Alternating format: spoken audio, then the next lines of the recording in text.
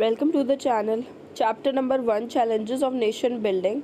This is the fourth part of this chapter.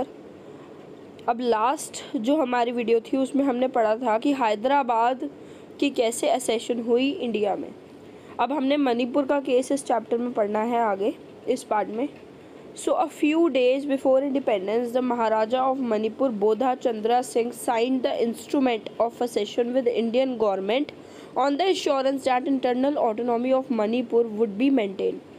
अब independence से कुछ दिन पहले जो महाराजा थे मणिपुर के, बोधा चंद्रा सिंह जिनका नाम था, उन्होंने इंस्ट्रूमेंट ऑफ असेशन इंडियन गवर्नमेंट के साथ साइन करा था इस एश्योरेंस पे कि जिस तरीके से ब्रिटिश गवर्नमेंट के अंदर वो इंटरनल ऑटोनॉमी दी जा रही थी उनको, वही अब आगे भी इंडियन यूनियन के अंडर दी जाएगी। ठीक है, वही इंटरनल ऑटोनॉमी जो है वो आगे भी मेंटेन्ड होगी। ठीक है, अब पेपर में बहुत बारी रिपीटेडली आता है कि मणिपुर के महाराजा का नाम क्या था, तो बोधा चंद्रा सिंह था। ठीक है, अब under the pressure of public opinion, अब लोगों का भी, लोग जो थे वो भी ओपिनियन देना चाहते थे कि हाँ वो अब मिलना चाहते हैं इंडियन यूनियन से या नहीं। तो महाराजा ने क्या करा कि इलेक्शंस हेल्ड कर दिए थे मणिपुर में। इन जून 1948 में उन्होंने इलेक्शंस रखवाए and the state became a constitutional monarchy. State जो था वो पूरे तरीके से कॉन्स्टिट्यूशनल मोनार्की बन चुका था इलेक्शंस के बाद। कैसे कि कॉन्स्टिट्यूशन तो फॉलो होगा बट मोनार्की भी रहेगी, क्योंकि बोधा चंद्रा सिंह जो महाराजा हैं वो अभी भी रहेंगे। उनको इंटरनल ऑटोनॉमी जो है वो एश्योरेंस दी जाएगी कि वही इंटरनली डिसीजंस लेंगे मणिपुर के। अब thus Manipur was the first part of India to hold an election based on the universal adult franchise। अब मणिपुर जो था वो पहला ऐसा पार्ट बना इंडिया का जहाँ पे पहली बारी इलेक्शंस जो थे वो यूनिवर्सल अडल्ट फ्रेंचाइज के बेसिस पे हुए, क्योंकि इंडिया में तो इलेक्शंस बहुत बाद में हुए थे बट मणिपुर में पहले हुए थे। ठीक है, यूनिवर्सल अडल्ट फ्रेंचाइज यानी कि सबको हिस्सा दिया गया था वोट देने का, सबके पास चांस था। ठीक है, अब आगे क्या होता है कि इलेक्शंस के बाद लेजिस्लेटिव असेंबली जो है वो सेटअप की जाती है। ठीक है, अब लेजिस्लेटिव असेंबली में शार्प डिफरेंसेस थे, लोगों के जो ओपिनियंस थे वो मैच नहीं कर रहे थे ओवर अ पर्टिकुलर टॉपिक। ठीक है, over the question of merger of Manipur with India. अब डिफरेंसेस थे कि हाँ भाई मर्जर करना चाहिए इंडिया के साथ या फिर नहीं करना चाहिए। While the state Congress wanted the merger. अब जो कांग्रेस थी वो तो शुरू से ही चाहती थी कि जो मणिपुर है वो इंडिया के साथ मर्ज हो जाए। अदर जो अभी जो बाकी पॉलिटिकल पार्टीज थी मणिपुर की, उस टाइम पे वो नहीं चाहती थी कि मणिपुर जो है वो इंडिया के साथ मिले। ठीक है, अब इससे पहले की सिचुएशन और ज़्यादा बिगड़ती क्योंकि डिफरेंसेस ऑफ ओपिनियंस तो पहले से ही थे। तो government of India succeeded in pressurising the Maharaja into signing a merger agreement. मतलब कि गवर्नमेंट ने अपना काम शुरू कर दिया, इंडिया की गवर्नमेंट ने, कि इससे पहले सिचुएशन बिगड़े हम लोग महाराजा को ही एग्री कर लेते हैं कि वो मर्जर एग्रीमेंट साइन कर ले और फाइनली इंडियन यूनियन के साथ मिल जाए। ठीक है, उन्होंने प्रेशराइज करना स्टार्ट कर दिया। अब महाराजा ने क्या करा कि बिना लेजिस्लेटिव असेंबली जो बनी है मणिपुर की, उसको पूछे बिना ही मर्जर एग्रीमेंट साइन कर दिया था सितंबर 1949 में। ठीक है, जिसका सिंपली मतलब था कि हाँ भाई इंडियन यूनियन के साथ अब एग्रीमेंट साइन हो गया है तो वो इंडियन यूनियन के साथ मर्ज हो जाएगा। उससे पूछे बिना ही साइन कर दिया था, जिसकी वजह से एंगर था, रिसेंटमेंट थी, क्योंकि लोग जो थे वो तो होंगे ही, गुस्से में तो होंगे, क्योंकि लेजिस्लेटिव असेंबली जो इलेक्ट करी गई थी इलेक्शन में उनसे नहीं पूछा था महाराजा ने। ठीक है, the repercussion were which are still felt. ठीक है, उसकी जो भी कॉन्सिक्वेंसेस थे वो स्टिल फेल्ट है, but merger agreement was finally signed with the government of India. तो this was the case of Manipur at the time. Now the next topic is reorganization of states. तो अब रीऑर्गेनाइजेशन कैसे states की हुई वो पढ़ते हैं हम इस टॉपिक में। The process of nation building did not came to an end with the partition and integration of princely state. अब खाली यही तो प्रोसेस नहीं था, पार्टीशन हो गया, ठीक है, इंटीग्रेशन हो गया प्रिंसली स्टेट का, बट अब जो मेन चैलेंज था इंडियन गवर्नमेंट के आगे वो ये था कि इंटरनल बाउंड्रीज इंडियन स्टेट की कैसे ड्रॉ करी जाए। It was a big task क्यों? क्योंकि ये खाली एडमिनिस्ट्रेटिव डिवीज़न का ही मामला नहीं था। ये नहीं था कि जगहों पे कैसे एडमिनिस्ट्रेशन ऑफिस सेटअप किए जाएँ, रूल कैसे किया जाए, नहीं। But the boundaries had to be drawn in a way, इस तरीके से बाउंड्रीज़ को ड्रॉ करना था इंडिया की कि वो लिंग्विस्टिक और कल्चरल प्लूरैलिटी दिखाए कंट्री की, जहाँ से लोगों की लैंग्वेज का पता चले, प्लूरैलिटी का पता चले कि हाँ भाई इंडिया में ये कल्चर्स एग्जिस्ट करते हैं। लैंग्वेज के बेसिस पे लोग जो है वो इकट्ठे रहे, could be reflected without affecting the unity of nation. इस तरीके से प्लूरैलिटी और लैंग्वेज बेसिस को दिखाया जाए कि इंडिया की जो यूनिटी है वो भी हर्ट ना हो, यूनिटी जो है वो ख़राब ना हो। तो it was a big task at that time to draw the internal boundaries of Indian states. Now, during the colonial rule, the state boundaries were drawn either on the administrative convenience or simply coincided with the territories annexed by the British government. अब colonial time पे क्या था कि boundaries किस तरीके से बनी हुई थी, जहाँ पे उनको अपना रूल का मतलब ब्रिटिशर्स को दिखता था कि हाँ यहाँ से रूल करना ज़्यादा इजी होगा, उनकी कन्वीनियंस यहाँ से ज़्यादा होगी, तो उसके अकॉर्डिंग ही उन्होंने बाउंड्रीज बना रखी थी, ठीक है।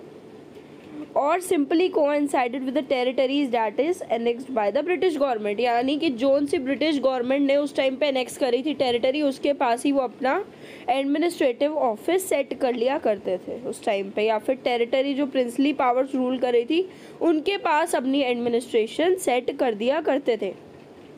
Our national movement had rejected these division as artificial. Britishers के टाइम पे जो भी एडमिनिस्ट्रेशन कन्वीनियंस के हिसाब से डिवीज़न हुई थी उसको हमारे नेशनल लीडर्स ने बोल दिया था कि वो आर्टिफिशियल है। उन्होंने इंडिया के लोगों को प्रॉमिस किया था कि वो लिंग्विस्टिक प्रिंसिपल्स पे फॉर्मेशन करेंगे स्टेट की। एक लैंग्वेज के लोग जो है वो इकट्ठे रहेंगे, दूसरी लैंग्वेज के लोग इकट्ठे रहेंगे, ताकि वो इजीली कम्युनिकेट कर पाए और यूनिटी जो है इंडियन यूनियन की वो बरकरार रहेगी। In fact, after the Nagpur session of Congress in 1920, the principle was reorganized on the basis of the reorganization of Indian National Congress Party itself. अब इन्होंने ये कहा रीऑर्गेनाइजेशन के बेसिस पे इन्होंने अपनी पार्टी को ही फिर से रीऑर्गेनाइजेशन करने का जिम्मा उठाया, ठीक है। तो इन्होंने क्या करा, many provincial Congress committees were created by linguistic zones. Language के जो जोन्स, लिंग्विस्टिक जोन्स थे, अलग अलग लैंग्वेजेस के बेसिस पे प्रोविंशियल कांग्रेस की कमिटीज़ बनाई गई अलग अलग जगहों पे, which do not follow the administration division of British India. British की बनाई हुई एडमिनिस्ट्रेटिव डिविजन्स जो कि उन्होंने अपनी कन्वीनियंस के हिसाब से बनाई थी उनको फॉलो नहीं करते थे। अब things changed after independence and partition. चीज़ें जो थी वो पार्टीशन और इंडिपेंडेंस के बाद बदल चुकी थी। हमारे लीडर्स का पहला व्यू था कि हाँ भाई लिंग्विस्टिक के बेसिस पे रीऑर्गेनाइजेशन होनी चाहिए जल्द से जल्द, बट इंडिपेंडेंस के बाद और पार्टीशन के बाद जो हमारे लीडर्स थे उनको इस चीज़ का डर था कि कहीं लैंग्वेज के बेसिस पे अगर रीऑर्गेनाइज करते हैं तो कहीं रिज़ल्ट उल्टा ना हो जाए, यानी कि और ज़्यादा डिसरप्शन और डिसइंटीग्रेशन ना हो जाए कहीं। तो it was felt that this would draw attention away from, मतलब लोगों जो हमारे लीडर्स थे उनको ये भी लगता था कि कहीं लिंग्विस्टिक रीऑर्गेनाइजेशन को फॉलो करते करते कहीं उनका ध्यान सोशल और इकोनॉमिक चैलेंजेस से ना हट जाए, क्योंकि अभी उस टाइम पे इतनी ज़्यादा गरीबी भी थी और लोग 80 लाख के करीब जो लोग थे वो माइग्रेट होके आए थे, उनको नई जगह पे सेटलमेंट करनी थी, सब कुछ करना था। तो कहीं लिंग्विस्टिक के चक्कर में ये इश्यूज़, ये जो चैलेंजेस हैं कहीं वो निगलेक्ट ना हो जाए। The central leadership decided to postpone the matter. अब सेंट्रल लीडरशिप जो थी उससे ये चीज़ डिसाइड करी कि मैटर को पोस्टपोन कर दिया जाए थोड़े टाइम के लिए। The need for the postponement was also felt because the fate of the princely state had not been decided yet. अभी के लिए मैटर को पोस्टपोन करना ही ठीक रहेगा लिंग्विस्टिक रीऑर्गेनाइजेशन का, क्योंकि अभी तक प्रिंसली स्टेट्स का भी कुछ डिसाइडेड नहीं था। एक बारी उनका डिसाइडेड हो जाए तो फिर एक ही बारी बाउंड्रीज बनाने का सोचेंगे। Also the memory of partition was still fresh. अभी जो पार्टीशन की मेमोरी थी वो भी अभी तक फ्रेश थी, क्योंकि अभी ही रिलीजियस बेसिस पे जो है सेपरेट हुए हैं, दो हिस्सों में बंटा है nation. Now this decision of a national leadership was challenged by the local leaders and the people। अब नेशनल लीडर जो सेंट्रल लीडरशिप थी उसने तो डिसीजन ले लिया कि हाँ भाई इस मामले को थोड़े देर के लिए, थोड़े दिनों के लिए पोस्टपोन कर दिया जाए, बट जो नेशनल लीडर्स थे उन्होंने ये डिसीजन लिया था, बट जो लोकल लीडर्स थे और जो लोग थे, आम जो जनता थी, वो अब चाहती थी कि रीऑर्गेनाइजेशन हो। अब तेलुगु स्पीकिंग एरियाज़ में प्रोटेस्ट शुरू हो गई थी। The old Madras province, which include present-day Tamil Nadu, parts of Andhra Pradesh, Kerala and Karnataka। Telugu speaking जो लोग थे उन्होंने प्रोटेस्ट करनी स्टार्ट कर दी थी। The most important movement was Vishal Andhra movement, as the movement for the separate Andhra was called। Vishal Andhra movement आता है, एक नंबर में रिपीटेडली आया है पेपर में। इसने डिमांड करी थी मेनली तेलुगु स्पीकिंग जो थी पॉपुलेशन, उनके लिए सेपरेट मांगा था Madras province, of which they were the part, and be made to a separate Andhra province. उनके लिए सेपरेट आंध्रा प्रोविंस बनाया जाए, ऐसी उन्होंने डिमांड रखी थी। Nearly all the political forces in the Andhra region were in favor of linguistic reorganization of the then Madras province। अब जो उस टाइम पे मद्रास की जितनी भी पॉलिटिकल, आंध्र प्रदेश की जितनी भी पॉलिटिकल फोर्सेस थी वो भी इसके हक में थी कि हाँ भाई रीऑर्गेनाइजेशन होनी चाहिए। अब ये जो मूवमेंट थी उसने मोमेंटम गैदर कर लिया, यानी मूवमेंट जो थी वो बढ़ती जा रही थी दिन प्रतिदिन, as a result of the central government's vacillation. क्योंकि सेंट्रल गवर्नमेंट ने एक डिसीजन ले लिया था पोस्टपोन करने का इस मामले को, तो ये मूवमेंट और ज़्यादा बढ़ गई थी।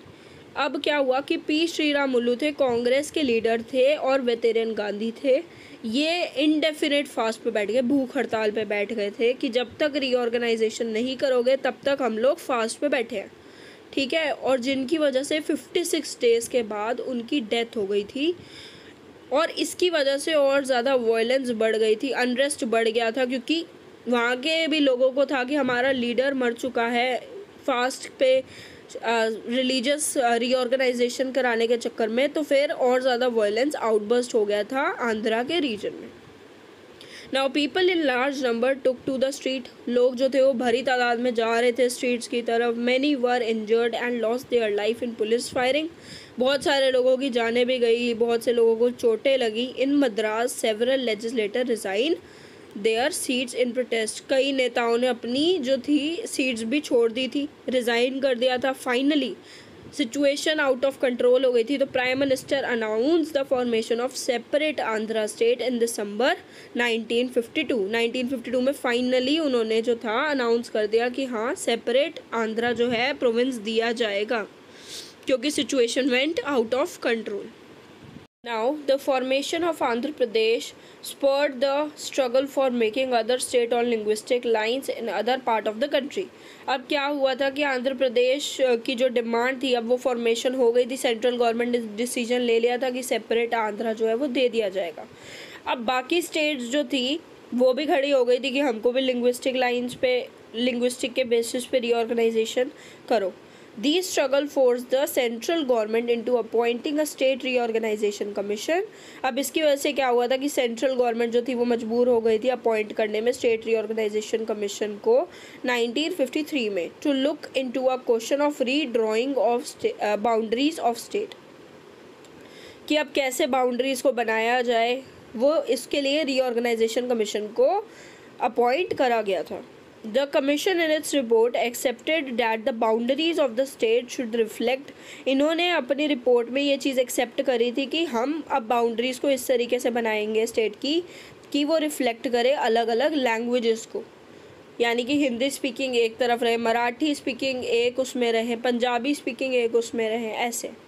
On the basis of its report, State Reorganization Act was passed। इसके बाद जो था State Reorganization Act को पास करा गया था 1956 में, and this led to the creation of 14 states and 6 union territories at that time। State Reorganization Commission का भी आता है क्वेश्चन कि उसको कब अपॉइंट किया गया था, उसकी पहली रिकमेंडेशन क्या थी, एंड उससे कब State Reorganization Act जो था वो कब पास हुआ था। तो ये भी इम्पॉर्टेंट है एग्ज़ाम पॉइंट ऑफ व्यू से.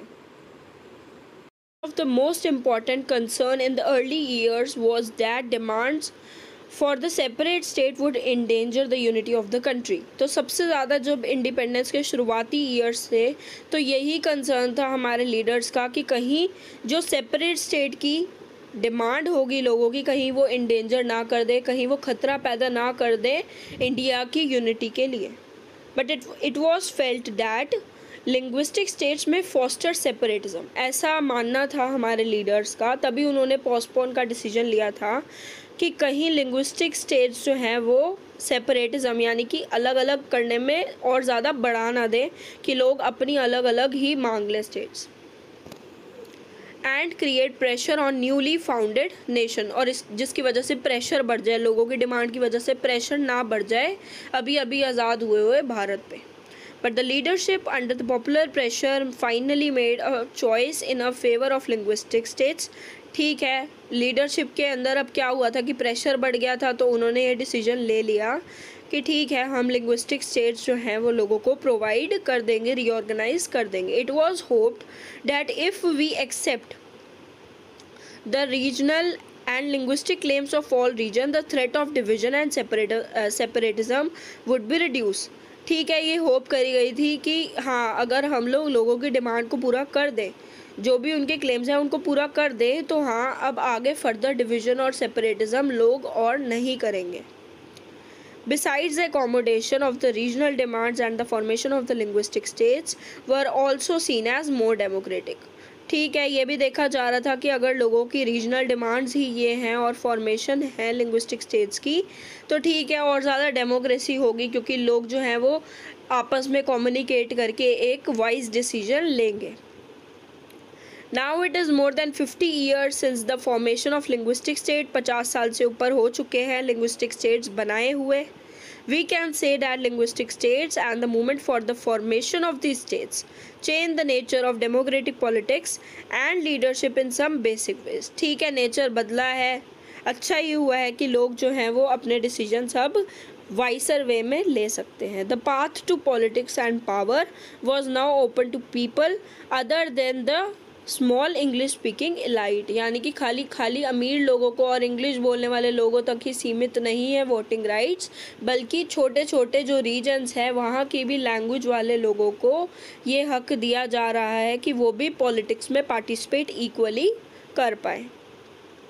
Linguistic reorganization also gave some uniform basis to drawing of the state boundaries.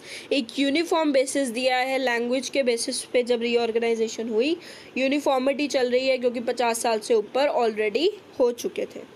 It did not lead to disintegration of the country as many had feared earlier. मतलब इसने disintegration नहीं करी, जो लोगों के दिल में डर था वो नहीं हुआ in reality. On the contrary it strengthen national unity. Oppositely इसने क्या करा है कि नेशन की जो यूनिटी है उसको और बढ़ाया है. Above all the linguistic states underline the acceptance of the principle of diversity. उसने जो लोगों की डाइवर्सिटी थी, जो प्लूरैलिटी थी, उसको एक्सेप्ट किया है. When we say that India adopted democracy, it does not mean that India embraced a democratic constitution. खाली इसका ये मतलब नहीं है कि वो democratic constitution ही adopt करता है. Nor does it mean that India adopt the format of election. ये खाली democratic constitution होने से या फिर elections उस तरीके से रखने से प्रूवन नहीं होता है. The choice was larger than that. सबसे ज़्यादा इम्पॉर्टेंट क्या है कि लोग जो है वो अपनी चॉइस आगे रख सकते हैं. लोगों के पास हक है कि वो अपना जो चाहते हैं कि वही इलेक्टेड उसको ही रिप्रेजेंटेटिव के तौर पे सिलेक्ट करते हैं. It was a choice in favor of recognizing and accepting the existing of difference which could at time be oppositional. ठीक है, अपोजिट हो सकता है बट वो अपनी चॉइसेस को आगे रखते हैं. Democracy in the other words was associated with the plurality of ideas. Democracy एक एक्सेप्टेंस ही तो है कि हाँ भाई प्लूरैलिटी है, लोगों के अपने डिफरेंट ऑफ ओपिनियंस है. And the way of life, एक लोगों की लाइफ को जो झलकाता है क्योंकि ये लोगों के लिए ही है ये government. Much of the politics in the latter period was to take within this framework. आने वाली जो पॉलिटिक्स थी इंडिया की वो भी इसी फ्रेमवर्क में ही आगे चलाई गई थी। Now fast forward, the creation of new states. The acceptance of the principle of linguistic states did not mean, however, that all states immediately became linguistic states. हमने एक्सेप्ट कर लिया था कि हाँ भाई लिंग्विस्टिक बेसिस पे रीऑर्गेनाइजेशन होगी, but इसका ये मतलब नहीं था कि एकदम से ही सारी स्टेट्स को जो है लैंग्वेज के बेसिस पे रीऑर्गेनाइज करना स्टार्ट कर दें immediately. There was an experiment of bilingual Bombay state. Experiment था क्योंकि वहाँ पे गुजराती स्पीकिंग लोग भी रहते थे और मराठी स्पीकिंग लोग भी रहते थे। After a popular agitation the state of Maharashtra and Gujarat were created in 1960। अब क्या हुआ था, लोगों ने प्रोटेस्ट करी थी, लोगों ने अपना दिखाया था कि उनको एक सेपरेट चाहिए, तो महाराष्ट्र और गुजरात को 1960 में लोगों की सहमति से क्रिएट किया गया था। अब पंजाब में भी केस हुआ था। In Punjab also there were two linguistic groups. दो तरीके की भाषा बोलने वाले लोग थे, Hindi speaking and Punjabi speaking.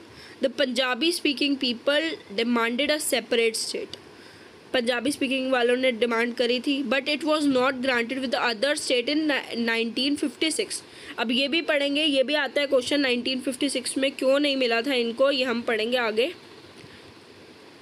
State for Punjab came in 10 years later. 10 साल बाद पंजाब को मिला था। ये मैं नोट्स जब डालूंगी तो मैं उसके साथ आंसर में डाल दूंगी। पंजाब को 10 साल बाद मिला था, उसको रीऑर्गेनाइजेशन करना था, 1966 में मिला था उसको। 1956 में क्यों नहीं मिला था ये नोट्स में डाल देंगे। When the territory of today's Haryana and Himachal Pradesh were separated from the larger Punjab state. और आगे जाके जो है 1966 में जाके हरियाणा और हिमाचल प्रदेश जो थे वो पंजाब की स्टेट से सेपरेट कर दिए गए थे। Another major reorganization of state took place in the north east in 1972। 1972 में भी नॉर्थ ईस्ट में भी ऐसी डिमांड हुई थी खड़ी लिंग्विस्टिक बेसिस पे रीऑर्गेनाइजेशन की। Meghalaya was carved out of Assam in 1972 में मेघालय को असम से कार्व्ड आउट करा गया था। उसके बाद मणिपुर और त्रिपुरा को सेपरेट स्टेट बनाया गया था। उसके बाद अरुणाचल प्रदेश एंड मिज़ोरम को सेपरेट बनाया गया था 1987 में। फिर नागालैंड को भी स्टेट बनाया गया था 1963 में। Language did not however remain the sole basis of organization of state। Language ही नहीं थी खाली, in later years sub regions raise their demand. अब खाली लैंग्वेज के बेसिस पे ही लोग खड़े नहीं हुए हैं सेपरेट स्टेट के लिए, बल्कि सब रीजन्स से जो वो भी धीरे धीरे खड़े हो गए थे कि उनको भी एक सेपरेट दिया जाए, सेपरेट रीजनल का, क्योंकि अपने अपने कल्चर्स फॉलो करते थे। प्लूरैलिटी तो शुरू से ही थी इंडिया में, तो बाकी अब जो सब रीजन्स थे वो भी खड़े हो रहे थे अपनी डिमांड्स के साथ, जिसकी वजह से जो थी थोड़ी सी इम्बैलेंस आ रही थी डेवलपमेंट में। 3 such state Jharkhand, Chhattisgarh and Arunachal Pradesh were also created in 2000। अब जो था लोगों की डिमांड की वजह से जो था गवर्नमेंट को सेपरेट ग्रांट करनी पड़ती थी स्टेट उस टाइम पे।